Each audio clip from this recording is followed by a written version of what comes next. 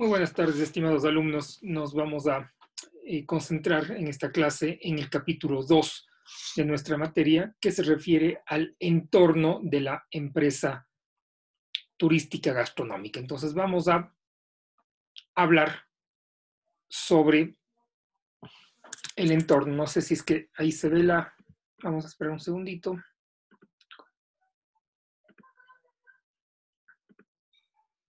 Ok. Vamos a hablar entonces del entorno de la empresa turística.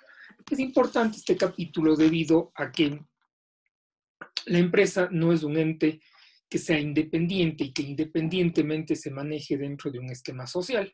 La empresa básicamente está rodeada de un importante conjunto de situaciones que la acompañan, ¿no? Entonces, en este capítulo vamos a ver el concepto y los tipos de entorno, que son dos: el entorno genérico de la empresa turística y el entorno específico de la empresa turística. Vamos a empezar por el 2.1. Vamos a hablar del concepto y de los tipos de entorno. Y vamos a darnos cuenta que en los sistemas económicos, ¿no?, existe una serie de diferentes tipos de subsistemas que están presentes. La empresa, como les dije, no actúa de manera independiente, sino que más bien es interdependiente. Al ser la empresa un sistema abierto, es una estructura influida por otros sistemas provenientes del exterior. Es decir, la empresa no es un sistema cerrado, sino que más bien es un sistema que recibe, ¿no es cierto?, influencia de todo lo que ocurre en su exterior. Entonces, ese entorno es un sistema de sistemas en donde la empresa es un elemento del sistema más, que se relaciona e influye con los otros que están ahí. Un sistema es absolutamente todo aquello que rodea a la empresa turística: la sociedad, la política, la economía, la tecnología, el ambiente, la comunidad. Todo eso, de alguna manera, está influyendo en la empresa. Y este entorno tiene algunas dimensiones, es decir, se presenta de diferentes maneras. En primer lugar, puede ser más estable o más dinámico. Es más estable cuando más predecibles sean sus cambios, ¿no? Es decir, los países que tienen una mayor estabilidad, ¿no es cierto?, que mayormente se pueden predecir sus cambios, ¿no? Las empresas, ese entorno también va a transmitir esa estabilidad a las empresas. Vemos en la coyuntura actual de la crisis del coronavirus que más bien los entornos son dinámicos. No se sabe qué va a pasar en pocos días, en pocas semanas, en pocos meses. Hay una incertidumbre. Entonces, el entorno está influyendo de manera especial a la empresa turística hoy en día en estas circunstancias. Los entornos pueden ser también simples o complejos, ¿no? Los entornos son más complejos si son necesarios conocimientos sofisticados para que el directivo de la empresa turística se enfrente a ese ambiente que está ahí, a ese entorno, ¿no? Y es más simple cuando no son necesarios tantos conocimientos sofisticados. Ejemplo, no es lo mismo la operación turística en el continente, en una ciudad, que la operación turística en Galápagos, ¿no?, que es un parque nacional además y que tiene unas condiciones específicas de patrimonio natural de la humanidad. Va a ser mucho más complejo operar en Galápagos debido a las circunstancias que ahí existen, ¿no? El entorno puede ser más integrado o diversificado. Será más diversificado si opera con mayor número de clientes, productos, servicios o mercados, y más integrado si tiene pocos, ¿no?, servicios, productos, mercados. Y aquí podemos comparar. No es lo mismo manejar una operación turística en el Ecuador, ¿no?, que seguramente tiene un mercado más reducido, que manejar esa misma operación turística seguramente en el conjunto de la Unión Europea, donde hay muchísima más presencia de mercados, ¿no?, y de clientes. No es lo mismo manejar un hotel aquí localmente en Cuenca, que tenga unos clientes de negocios o unos clientes de placer, que a lo mejor manejar un hotel de 3,000 habitaciones en la Riviera Maya, ¿no?, o en República Dominicana, ¿no?, donde al mismo tiempo pueden confluir una serie de clientes, de mercados, de segmentos, ¿no?, que va a ser mucho más compleja esa operación, mucho más diversificada, a eso nos referimos, ¿no? Y el entorno también puede ser hostil y no hostil. Esa hostilidad va ligada a la rivalidad entre competidores o al nivel de las relaciones con otros elementos del entorno. Cuanto más competencia existe, más hostil es el entorno, ¿no? Es decir, cuando más competidores hay y la cuota de mercado es más reducida, hay muchísima más hostilidad. Entonces, esas son las dimensiones del entorno que están presentes, ¿no? Ahora, vamos a empezar a ver el primer tipo de entorno. El 2.2 es el entorno genérico de la empresa turística o de alimentos y bebidas u hotelera, ¿no? Y este entorno general o genérico se caracteriza por varias cosas. Primero, porque ese entorno está formado por factores potenciales o indirectos de la empresa turística. Es decir, son factores, ¿no es cierto?, que no están dedicados a una empresa, sino que son indirectamente, ¿no?, afectan a una empresa. Son generales, están enfocadas a todas las empresas. Y hay que entender que la capacidad de influencia de la organización o de la empresa en esos factores es bastante limitada. Es decir, la empresa no puede cambiar lo que está sucediendo en este entorno genérico. Ya vamos a ver a qué nos referimos, ¿no? Pero también es importante decir que el papel de este entorno genérico en el desarrollo de las empresas turísticas es grande y de este tipo de factores del entorno genérico muchas veces depende el éxito, la supervivencia o el fracaso de una empresa turística. ¿Y cuál es este primer gran factor, ¿no? Son los factores políticos y legales, ¿no? Se dice que es indirecto porque básicamente yo no puedo cambiar la política de un país, no puedo cambiar las leyes de un país desde la acción de una empresa, ¿no? Y hay que saber que el poder político es un elemento importante por dos razones, ¿no? Primero, porque ese poder político posee, ¿no es cierto?, la facultad de dictar normas, leyes, reglamentos que pueden tener una influencia muy grande en el sector turístico, en todos los sectores, pero estamos en el ámbito del sector turístico, ¿no? Y la regulación de ese sector turístico es muy amplia, ¿no? Y luego también porque ese poder político afecta a las organizaciones porque recibe de ellas tasas, impuestos y les ofrece infraestructura y servicios públicos, ¿no? Entonces, básicamente, el poder político tiene una influencia muy grande debido a esto, ¿no? ¿Quién domina el poder político? El poder político básicamente está formado por los partidos políticos, pero también por organizaciones empresariales que agrupan a los empresarios, las cámaras, y también por los sindicatos que agrupan a los trabajadores. Estas fuerzas y otras circundantes pueden lograr la imposición de una ideología o de unas creencias dominantes, ¿no? Y esa ideología, ya sea de izquierda, de centro, de derecha, ¿no?, va a tener repercusiones en el tipo de políticas económicas que tengan los países, lo que a su vez influye en la economía y en las corrientes turísticas, ¿no? Por ejemplo, ¿no?, un país cuya estructura ideológica sea una estructura de derecha, a lo mejor va a tener una apertura mucho más grande al capital externo y al apoyo a las empresas, ¿no?, que vengan de fuera, va a reducir sus impuestos, ¿no? Eso a su vez va a hacer que de pronto se atraigan más corrientes de inversión y se genere más empleo, ¿no? Y eso tenga que ver con también un nivel de desarrollo, ¿no? Una corriente en el Ecuador se dio hace muchos años, ¿no? Se adoptó, ¿no es cierto?, la dolarización.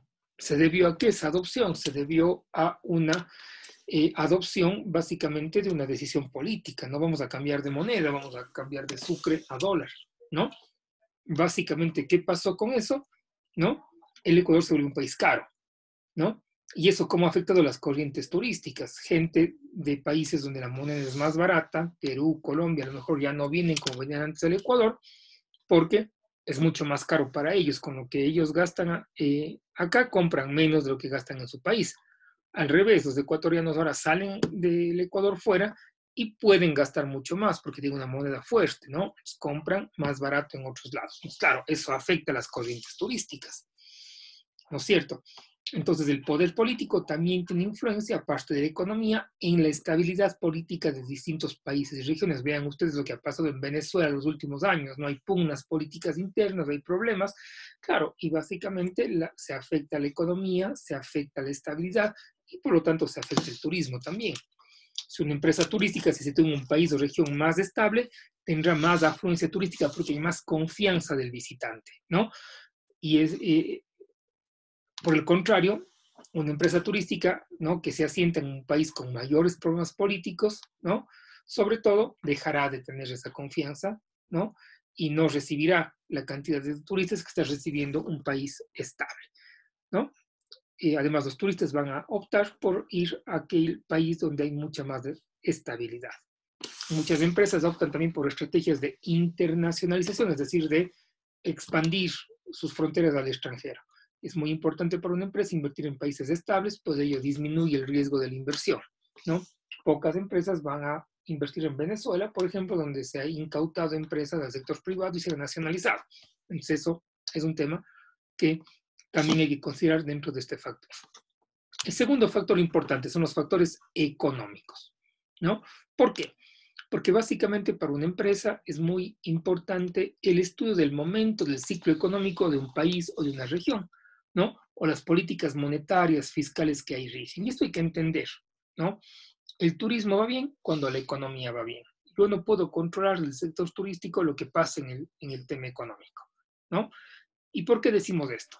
Porque el turismo no es un bien de primera necesidad. Hay otros bienes que sí son de primera necesidad: alimentación, vivienda, salud, educación, vestimenta, ¿no? Una vez que la sociedad ha podido resolver esos factores que están ahí y le sobra algo de dinero y tiene posibilidades de endeudarse, ¿no? Va a gastar en otras cosas, va a gastar en otros gastos un poco más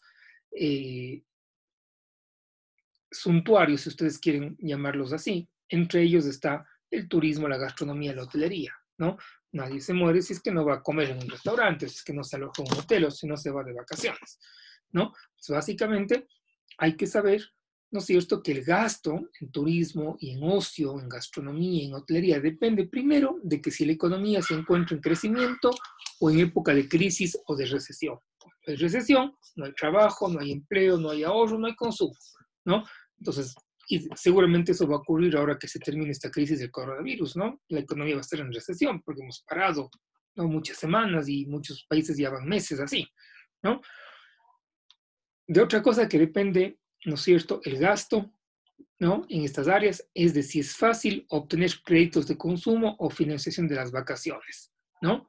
Ustedes me dirán, pero ¿y por qué esto influye? Porque básicamente para la gente, si es que tiene facilidad de pago, si es que puede diferir sus vacaciones en varias cuotas, ¿no?, va a poder viajar de manera más fácil, ¿no? Esto antes no pasaba, la gente no tenía acceso a crédito, no había tarjetas de crédito disponibles, entonces eso en realidad trae una dificultad, ¿no? Y en tercer lugar, se gasta más en turismo y depende de la presión fiscal sobre los habitantes del país, es decir, cuántos impuestos la gente debe pagar y cuánto dinero le sobre también para poder divertirse. Esto afecta a la población nacional, a los viajeros que viajan nacionalmente, pero también afecta a aquellos destinos emisores, ¿no? Entonces hay que analizar de dónde vienen los turistas y qué está pasando en esos países para ver cómo está el sector. En tercer lugar, otro elemento importante, ¿no?, dentro del entorno genérico son los factores tecnológicos, la tecnología. La tecnología avanza todos los días, ¿no? Y aquí es importante considerar dos aspectos.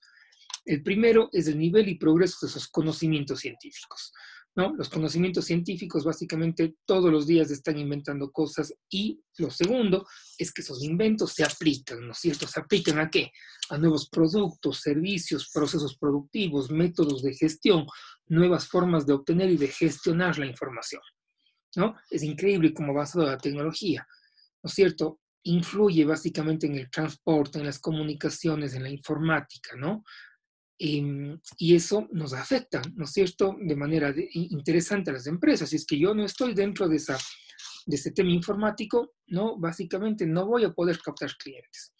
El entorno tecnológico, perdón, de la empresa está ligado entonces a sistemas de reservas, atención al cliente, formas de promocionarse, introducción a mercados. Es increíble cómo hoy en día las redes sociales, por ejemplo, han revolucionado el marketing, ¿no? Y también un establecimiento turístico, gastronómico, hotelero que no esté en redes sociales, un poco como que no existe para cierto nivel de consumidores, ¿no? Entonces es fundamental los esfuerzos que hacen las empresas, los destinos, las mismas universidades en otros lados, ¿no?, en investigación, ¿no?, para innovar, ¿no?, para lanzar productos, servicios que faciliten el volumen y la calidad de turismo que se debe tener. Tecnología es algo interesantísimo e importante y es un factor del entorno que no se puede evitar. Y luego tenemos los factores sociales y culturales, ¿no? que son importantes por dos razones. Primero, porque nos ayudan a entender las formas sociales y culturales de los habitantes, ¿no es cierto?, de un país, ¿no? Y además nos sirven para entender cuáles son los atractivos para ese visitante de los que depende el éxito turístico de un país y por ende de sus empresas. Entonces, conocer la cultura, la sociedad es esencial, ¿no? Para entender cómo también gestiono mi mano de obra. ¿Por qué? Porque la mano de obra responde a los factores sociales y culturales, ¿no? Y existen 4 grupos de elementos que influyen en estas organizaciones. Entonces, dentro de los factores sociales y culturales hay 4 grupos, ¿no?, que van a influir, ¿no?, para la empresa. Primero, los elementos demográficos. La demografía es el estudio de la población, ¿no? Habitantes, de edad, sexo, tasas de natalidad y de mortalidad, razas, etnias, la religión. ¿Por qué afecta esto a la empresa turística? Primero, porque conociendo la población voy a poder entender el volumen potencial del mercado turístico que me puede comprar, ¿no? Después voy a entender si es que tengo una suficiente mano de obra en el mercado laboral, en el sector. Hay países que no tienen mano de obra, ¿no?, que tienen que importar mano de obra, países europeos, países nórdicos, incluso Canadá, Estados Unidos, Australia, que deben importar mano de obra calificada para ciertas áreas porque su población es vieja, porque su población está ocupada en otras cosas y necesitan contratar a gente de fuera, ¿no? Y además, también los elementos demográficos van a marcar las tradiciones folclóricas y la historia monumental de las ciudades, ¿no?, de los destinos, lo que es interesante e importante. Segundo factor, ¿no?, de aquellos factores culturales y sociales, ¿no?, es la educación, ¿sí? ¿Por qué es importante? Porque primero me sirve para conocer el grado de profesionalización y especialización de los trabajadores del sector para la prestación de servicios de calidad altamente competitivos. Hoy en día el recurso humano debe ser formado, ¿sí? En el pasado no habían universidades, institutos que forman a la gente en hospitalidad, en gastronomía, en turismo. Hoy en día sí hay en el Ecuador. Entonces, eso me sirve también como empresario para saber cómo yo voy a hacer mis contrataciones del sector, ¿no? Además, ese elemento educativo me sirve para conocer, ¿no es cierto?, cómo está mi nivel educativo frente a los emisores, ¿no? Porque ello marca los gustos y las expectativas del turista y las empresas deben adaptarse a eso. Hay una última estadística, por ejemplo, que dice que el turista que viene a Cuenca es un turista que tiene en su mayoría un título universitario y de posgrado también. Pues claro, ¿quién va a atender a esos turistas? Alguien educado, ¿no? Para eso estamos formando gente en las universidades para que puedan estar en eso.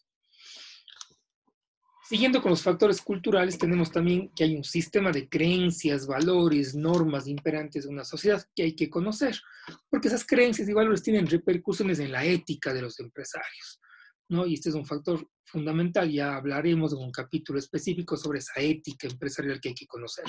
Pero también, ¿no?, ese sistema de creencias, valores, marca también el comportamiento de la población ante el turismo y los turistas. Básicamente, ¿por qué? Porque hay sociedades que son más afectas a lo extranjero, hay otras que no lo son tanto. Entonces, básicamente, ¿no?, el Ecuador es una sociedad que tiene afectos interesantes por lo extranjero, entonces eso marca también el tema cultural. Y luego los elementos culturales, ¿no? Seguimos en los factores culturales y sociales, pero ya culturalmente hablando, es interesante conocer las costumbres, los estilos de vida, los comportamientos, gustos, necesidades de los consumidores, ¿no? Primero, porque eso nos va a servir para manejar el capital humano, para manejar los recursos humanos, es que yo conozco esto. Pero también voy a saber qué es lo que ese consumidor quiere, ese consumidor local quiere. Acuérdense ustedes que hoy en día es importantísimo el consumidor local, el consumidor nacional, ¿no? Y ese consumidor nacional o local, ¿qué quiere? Quiere básicamente una serie de valores de sus productos que tienen que ver con sus costumbres, ¿no? Turismo de lujo, de pronto no en el Ecuador, pero a lo mejor sí turismo vacacional, que es importante, rural, de aventura, ¿no? Y esto empuja a que los clientes sean cada vez más exigentes en el servicio que reciben y han hecho que la calidad también sea la satisfacción del cliente y que sea un faro que guía a las empresas del sector, ¿no? En la gastronomía, ¿qué le gusta a un cliente local ecuatoriano? Le gusta la cantidad, no le gusta comer bien, le gusta una porción generosa. Eso de pronto a un cliente europeo no le interesa, pero a un ecuatoriano sí. Entonces, claro, hay que entender esas costumbres, ese estilo de vida para poder atender a ese cliente, y eso es parte del entorno que yo no puedo cambiar, que está ahí, ¿no? Que está influido. En quinto lugar, pasando ya a los sociales y culturales, vemos que hay un entorno importantísimo de factores ecológicos y medioambientales, ¿no? Siempre lo relacionado con los recursos naturales y los factores bioclimáticos ha sido importante para la producción, pero en el pasado no se tomaban en cuenta. En el pasado, si había que talar un bosque, si había que contaminar un río con tal de producir, no importaba en realidad. Y no es sino hasta los últimos años cuando se están imponiendo un conjunto de valores ecológicos que vuelcan la preocupación social sobre el ambiente, ¿no? Es más, las nuevas generaciones son mucho más conscientes de la mía, por ejemplo, en el tema ambiental. Si ustedes tienen un hijo, un sobrino, un ahijado, un hermano chico, ¿no? Ellos están mucho más capacitados en cuanto a estos aspectos del ambiente, de lo favorable a lo ecológico que yo a lo mejor, ¿no? Entonces, en realidad, en el turismo, en las empresas turísticas, ¿no es cierto? Estos elementos afectan mucho, ¿no? Al el clima, a los recursos naturales, al entorno ecológico, al entorno paisajístico, porque básicamente todos estos factores marcan las posibilidades y la infraestructura de la actividad turística. Nadie va a construir, ¿no es cierto?, una infraestructura turística, una empresa, en un sitio descuidado, en un sitio contaminado, en un sitio sucio, ¿no? La mayor parte de los subsectores turísticos tienen una base natural en las que se asienta esta actividad: playas, montañas, paisajes, monumentos bien conservados. El respeto y la conservación del entorno, entonces, es un elemento central de las políticas turísticas y además es importantísimo en el comportamiento de empresas individuales. Entonces, este entorno genérico del ambiente, yo puedo contribuir con él, no puedo, a través de mis esfuerzos de mi empresa, puedo hacerlo, pero no puedo modificarlo, no puedo controlarlo al 100%, ¿no? Entonces, claro, es parte del entorno genérico. Y en sexto lugar tenemos a la comunidad local, ¿no? ¿Qué es la comunidad local? Son aquellos actores, agentes, factores y elementos, ¿no? Comunitarios, ¿no? Que se encuentran en el espacio físico más inmediato donde se sitúa la empresa y que son muy importantes. ¿Por qué? Porque si yo asumo esa comunidad, ¿no? De una manera privilegiada, ¿no? Voy a tener un gran aliado ahí. Puede haber también una forma de asumirla normalmente, pero lo peor es asumir a la comunidad de una forma hostil, es decir, pelearme con la comunidad, ¿no? Porque eso ya me trae problemas, ¿no? Una empresa debe tener como un gran aliado a la comunidad. Es importante entender que la comunidad tiene unos grupos de presión, ¿no? Unos grupos de reclamo que pueden tener impacto directo dentro de la empresa si es que la empresa no actúa, ¿no?, de forma inteligente con esa comunidad, ¿no es cierto?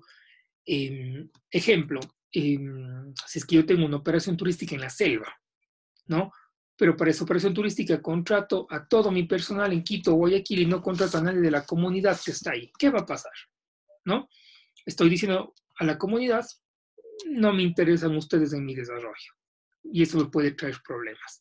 ¿Qué pasa si yo todos los alimentos que voy a servir en esa operación que tengo, ya sea en la ciudad, o sea en la selva, o sea en el campo, ¿no? Los compro únicamente en donde grandes vendedores. No uso los medios que la comunidad puede tener para aportarme a eso. ¿Qué va a suceder? La comunidad no va a ver en mi empresa un aliado. Siempre la comunidad es un factor a tener en cuenta. Hoy en día la dependencia de la empresa turística moderna del factor comunitario de este entorno es importantísima. Ok, con eso acabamos entonces el entorno genérico. Paso al 2.3, que es el entorno específico de la empresa turística, ¿no? Se llama también inmediato y está constituido por todos los elementos externos a la empresa que la influyen de forma directa, real y relevante. Hasta aquí es casi lo mismo que los factores del entorno genérico. La diferencia en este caso es que la empresa sí tiene control sobre esos factores, ¿no?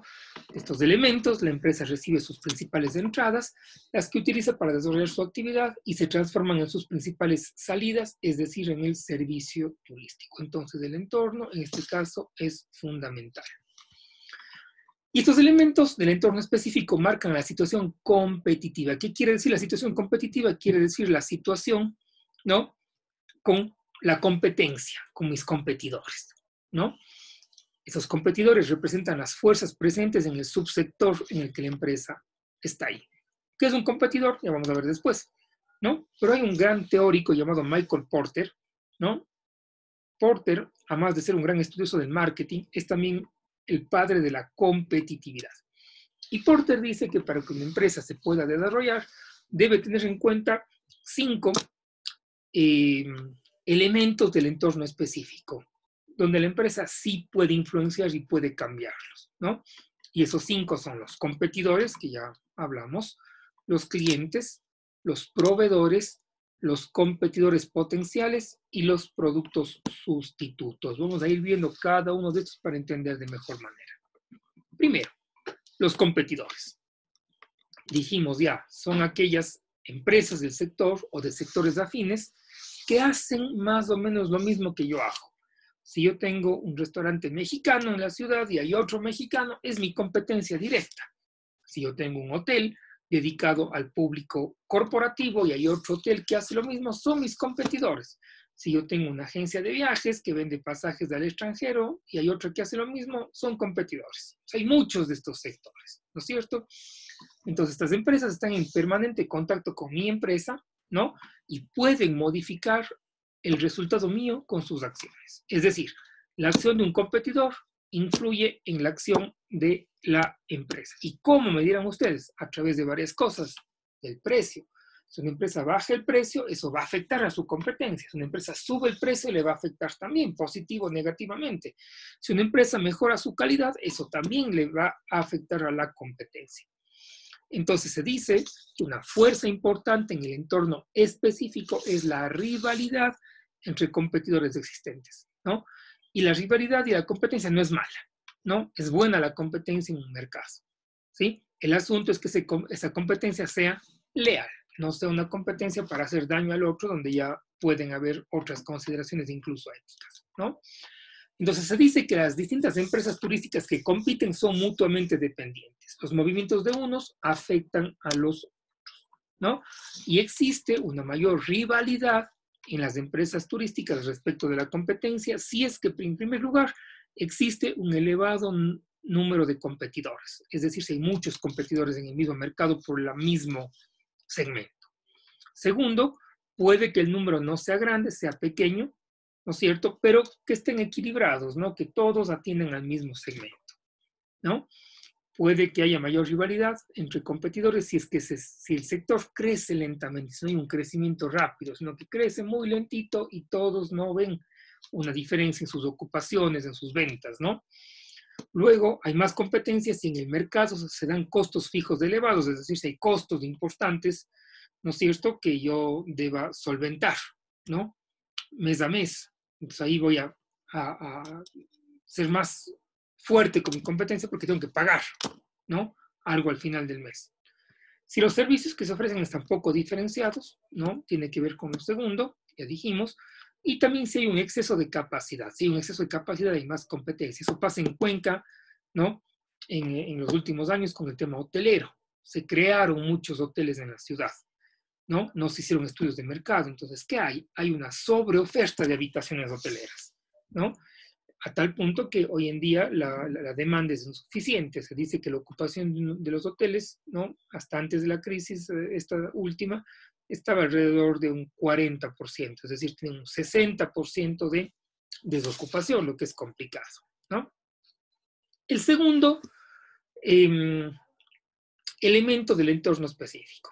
Hemos hablado de los competidores, el segundo son los clientes, ¿no?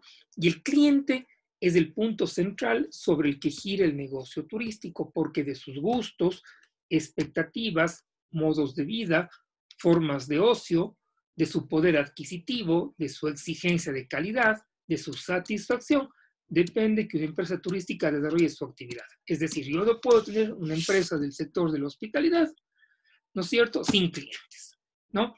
Mis clientes es lo más importante que debo tener. La satisfacción del cliente es el elemento central en la gestión de la empresa turística, de alimentos y bebidas, hotelera, ¿no? Ese cliente debe irse satisfecho, contento, porque él va a traer más gente, ¿no? Y él me está pagando. Cuando me paga, es lógico que yo deba retribuirle con un servicio de calidad para que se vaya satisfecho, ¿no? Y hablaremos de la calidad en el momento adecuado. Ahora, hay que entender que en la empresa turística, ¿no es cierto?, cliente no es lo mismo que consumidor final, ¿sí? El consumidor final puede ser el receptor final del servicio y ser considerado un cliente. Ya vamos a explicar de mejor manera a continuación. Pero hay que entender que en muchas ocasiones, ¿no es cierto?, las empresas turísticas no contratan directamente con el turista consumidor final ni negocian con él las condiciones de su servicio. Lo habitual en el mercado turístico es que existan diferentes niveles de intermediación y que las empresas turísticas se encuentren con diferentes tipos de clientes. ¿Cómo explicamos mejor esto con este gráfico que está aquí? ¿No? Vemos que aquí en el centro está el proveedor de servicios, que es un hotel, ¿sí? Puede ser que un turista o consumidor o huésped individual, por su propia cuenta, llame al hotel, ¿no? Yo, Mateo Estrella, llamo al Hotel Hilton Colón de Quito, digo, señores del Hotel Colón, voy a estar la próxima semana, reserven una habitación. Yo mismo hice la reserva, yo mismo fui el huésped que se va a quedar en el hotel, ¿sí? Entonces, ahí, ¿quién es el cliente? Cliente y consumidor final son lo mismo. Pero, ¿qué pasa si yo, Mateo Estrella, voy a una agencia de viajes y digo, señor agente de viajes, necesito yo que me sugiera un hotel en Quito, ¿no? Y puede que incluso no vaya físicamente a la agencia de viajes, puede que vaya al internet, puede que vaya a Booking o a hoteles.com y busque ahí. ¿Quién va a hacer la reserva? No hace Mateo.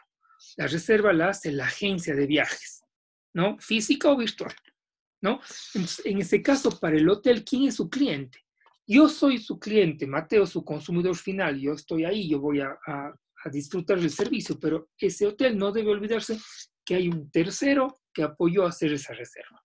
¿Quién es en este caso? La agencia de viajes. Entonces, la agencia de viajes también se constituye en ser un cliente, ¿no? Y otro caso, ¿qué pasa si a mí la Universidad de Cuenca, donde trabajo, me dice, Mateo, se va a ir a una reunión en Quito, ¿sí? Y como tiene que quedarse a dormir ahí, se va a quedar a dormir en el Hotel Hilton Colón. Yo soy el cliente que va a disfrutar o a padecer el servicio, pero, ¿no? La universidad, ¿con quién hizo el negocio? ¿No? Con el hotel. El hotel hizo el negocio con la universidad. Entonces, la universidad también es cliente del hotel. Entonces, hay que considerar esos diferentes tipos de clientes que hay. Es importante que el cliente final, que el consumidor final se vaya satisfecho, pero también yo debo identificar a mi cliente, ¿no?, intermediario que está ahí, que también tiene que estar contento, ¿no? Ahora, esos clientes tienen influencia, tienen un poder de negociación, ¿no?, que les permite varias cosas, sobre todo si son clientes grandes, si son clientes importantes que compran en volumen. Pueden forzar la baja de precios. Es decir, un cliente puede forzar la baja de precios, puede que venga una agencia de viajes alemana y diga, señores de la agencia de viajes ecuatoriana, yo les compro a ustedes siempre y cuando me bajen el precio y les voy a mandar un volumen grande, voy a mandarles un grupo mensual de 30 personas. Claro, les pueden forzar la baja de precios. El cliente además puede buscar calidad superior o más servicios, ¿no? Le compro, pero siempre y cuando me incluyen la tarifa de alojamiento el desayuno, ¿sí? Y además el cliente puede provocar la rivalidad entre competidores. Señor de la agencia de viajes tal, bájeme el precio de emisión del ticket aéreo porque la agencia de viajes vecina me está dando $5 menos que usted. Claro, provoca rivalidad, ¿sí? Puede haber una amenaza también, es que ese cliente se convierte en competidor. ¿Cómo me dirán ustedes? ¿Cómo un cliente va a ser competidor? No pasa muy frecuentemente, pero puede ocurrir en grandes corporaciones. Ejemplo,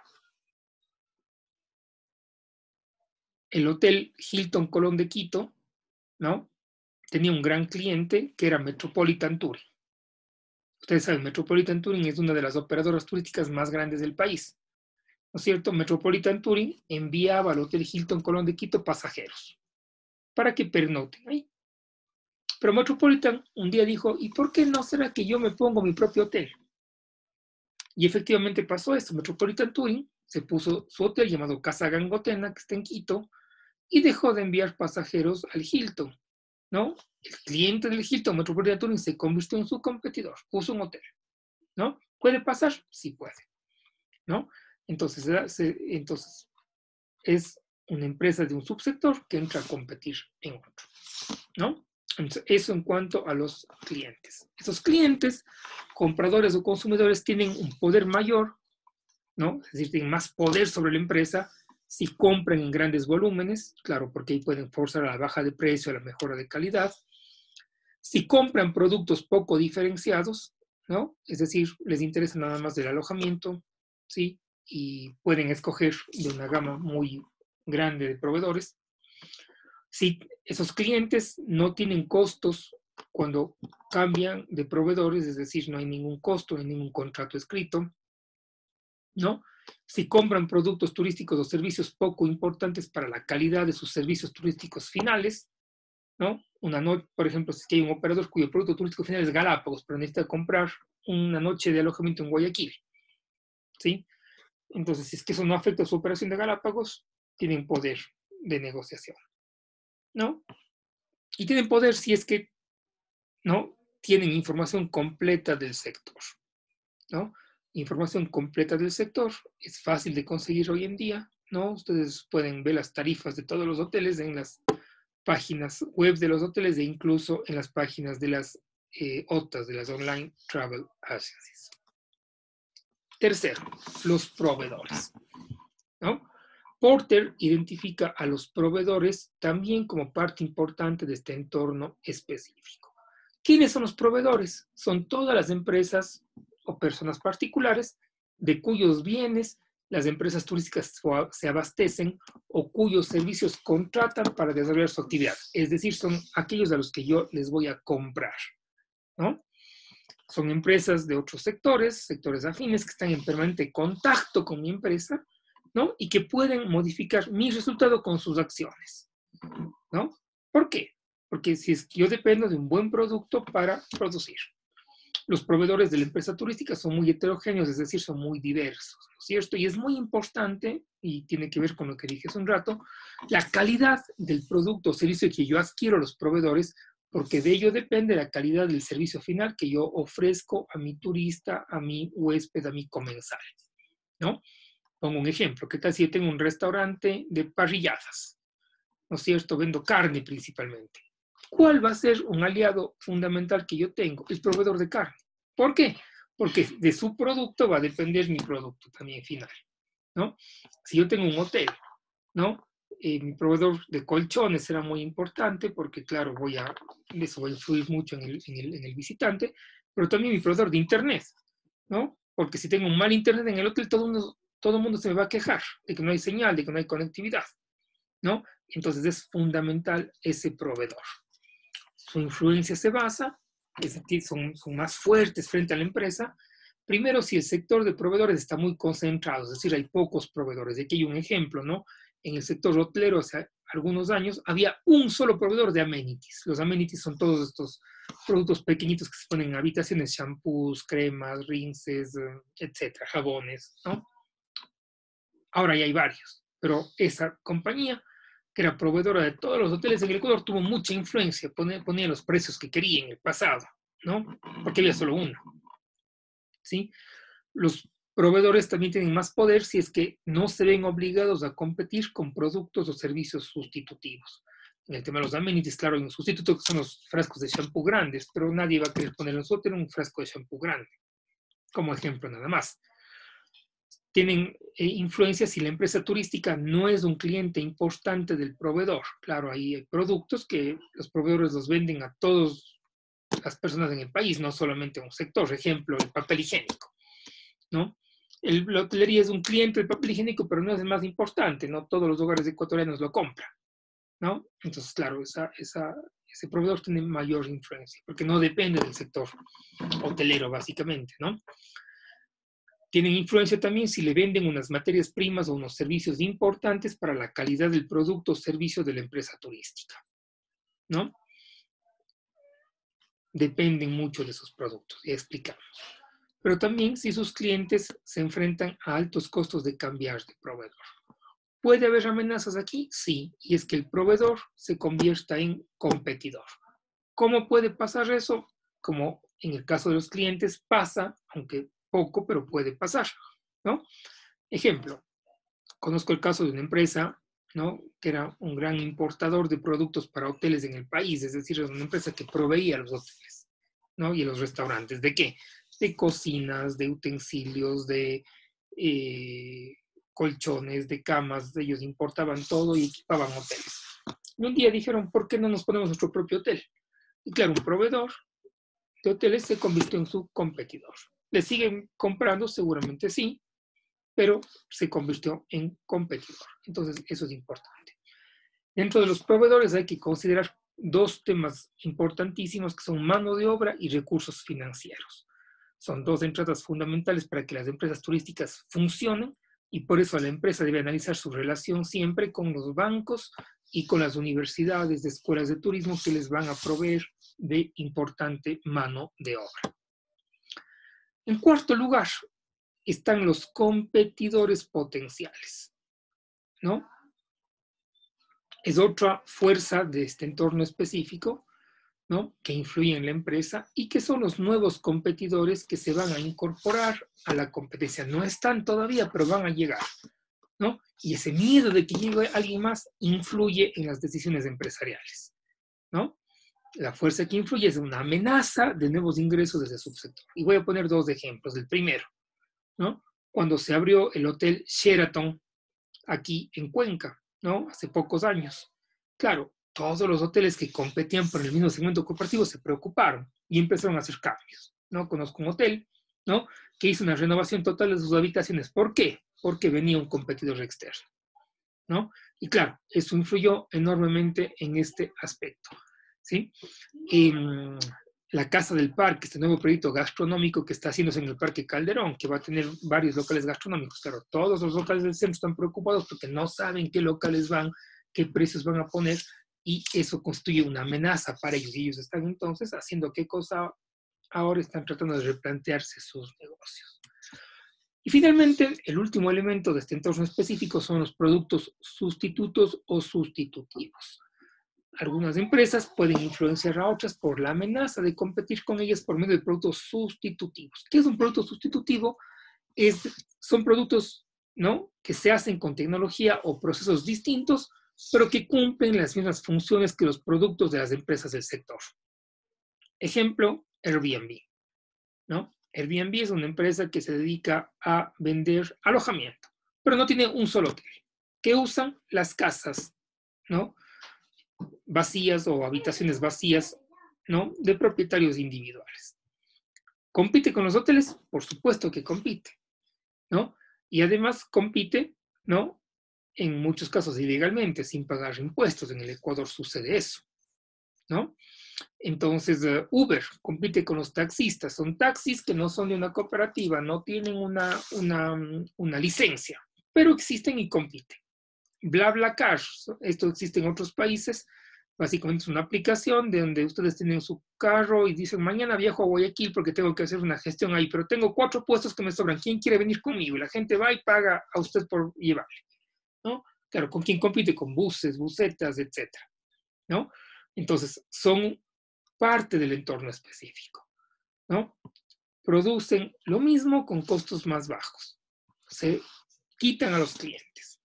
La amenaza es mayor si se obtienen con costos más bajos iguales resultados, ¿no? Depende de la fidelización del cliente. Entonces, ahí yo sí puedo, como empresario, fidelizar al cliente a mi marca para que no vaya a estos productos sustitutivos, ¿no? Entonces, ahí hay una competencia importante.